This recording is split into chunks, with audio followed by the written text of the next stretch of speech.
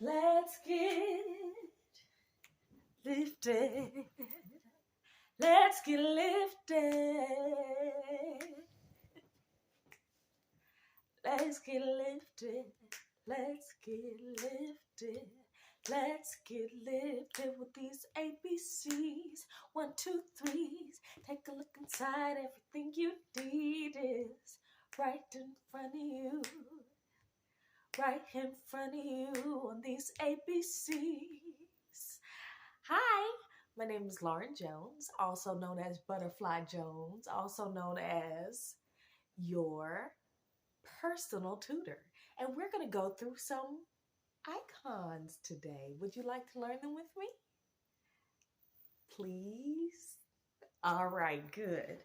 Well, the first one we're going to start with is a woman. We're doing all women tonight.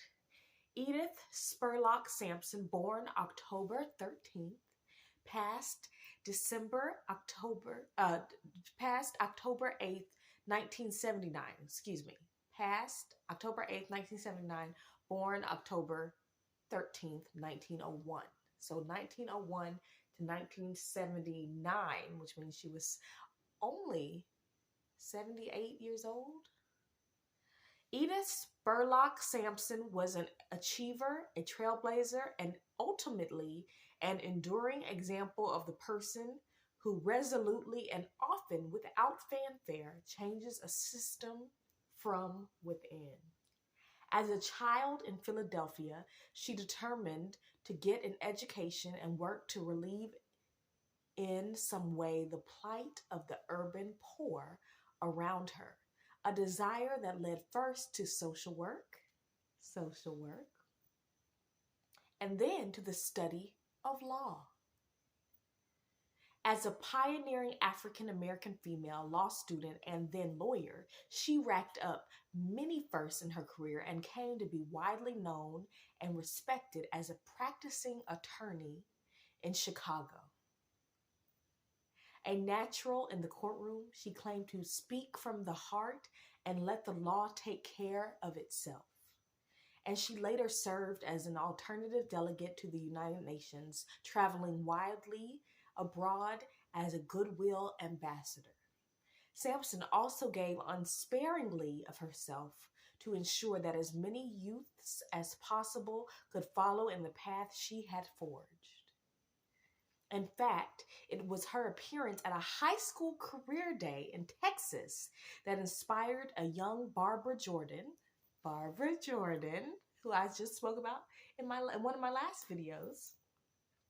In a process Jordan would later liken to a religious conversion to pursue a career in law. So she inspired Barbara Jordan to pursue a career in law. This is Edith Spurlock Sampson. All right. Next, actually, I'm going to end with her. All right.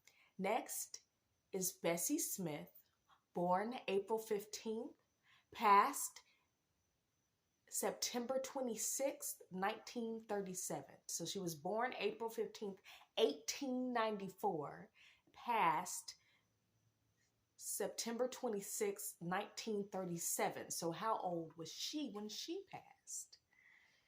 All right, Bessie Smith, 1920s in America. She was nicknamed the Empress of the Blues. The 1920s in America were, among so many other things, a veritable golden age of the powerful blues woman. 1920s.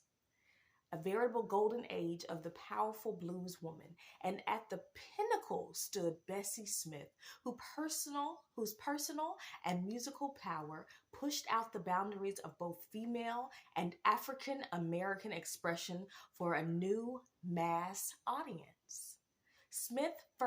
This is a picture of Smith. Again, these are Library of Congress knowledge cards. Smith first performed at around age 8 in her hometown of Chattanooga, Tennessee, and began her professional career in earnest when she performed in the same show as blues immortal Gertrude "Ma" Rainey in the years between 1912 and 1915. From there, she toured in minstrel and cabaret shows until pianist Clarence Williams brought her to New York to record Downhearted Blues in 1923. It quickly established her as the most successful Black recording artist of her day. And for the next 5 years, she recorded and toured with great success. Though she made her last recording in 1933 with Jack Teagarden and Benny Goodman, Smith continued touring until a car accident took her life at age 43. So how old was Bessie Smith when she passed? All right. Next, Phyllis Wheatley, born May 8th, 1753, passed December 5th, which happens to be my birthday, 1784. After being kidnapped from West Africa as a child and taken to Boston on a slave ship, Phyllis Wheatley landed in relatively fortunate circumstances, servitude in a Boston family that treated her well and encouraged her education. Let's think about that for a moment. In which she was able to cultivate her natural gifts for verse and language. By the time she published her first poem in 1767, Wheatley had also mastered Greek and Latin to the amazement of local scholars, many of whom had genuinely believed such feats to be beyond the capacity of Africans. Many of Wheatley's subsequent poetic works, written in the English neoclassical style, were published in poems on various subjects, religious and moral, in 1773. Wheatley's literary reputation and personal magnetism gained her admiration both in the United States and England, and after her death, she became a potent symbol of Black intellectual accomplishment in the ideological battle against slavery. So this is Phyllis Wheatley. All right, two more. Daisy Bates, born 11/11, passed 11/4/1999, and that reminds me of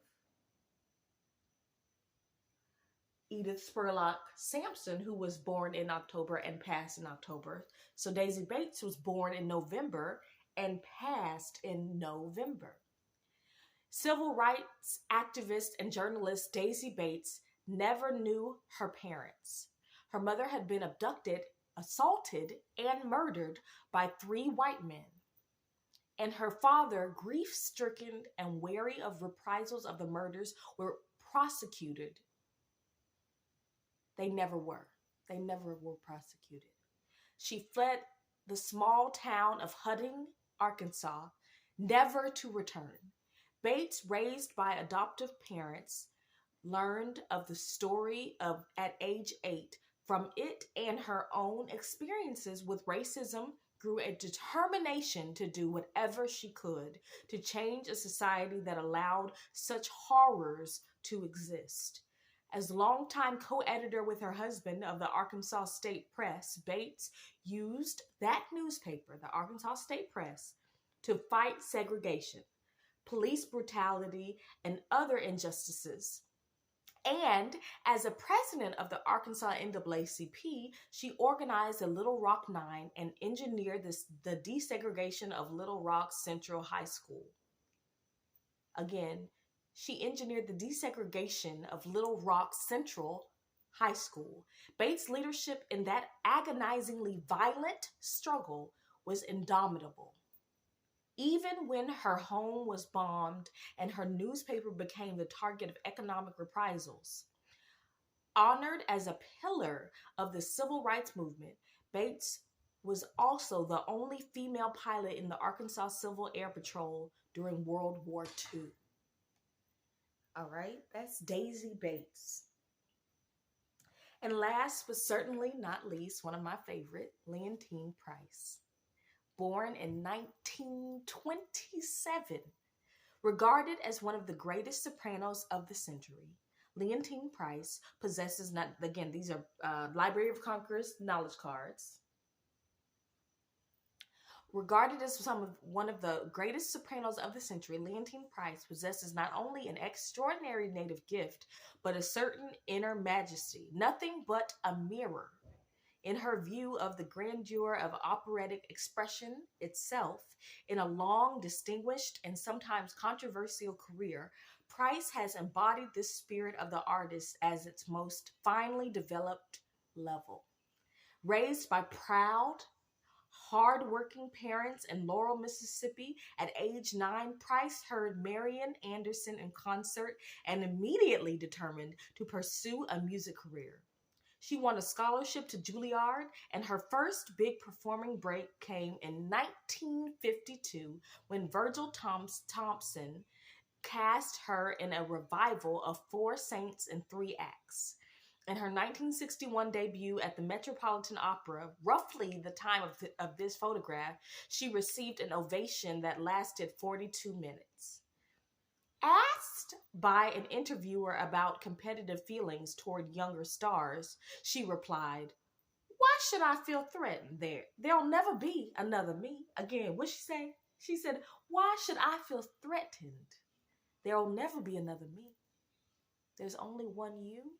There's only one Leontyne Price. There's only one Edith Spurlock Sampson. There's only one Bessie Smith, Phyllis Wheatley, Daisy Bates. There's only one you. So don't be threatened.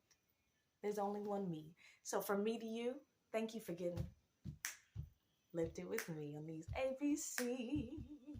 Hey, we'll see you again. And thank you for learning.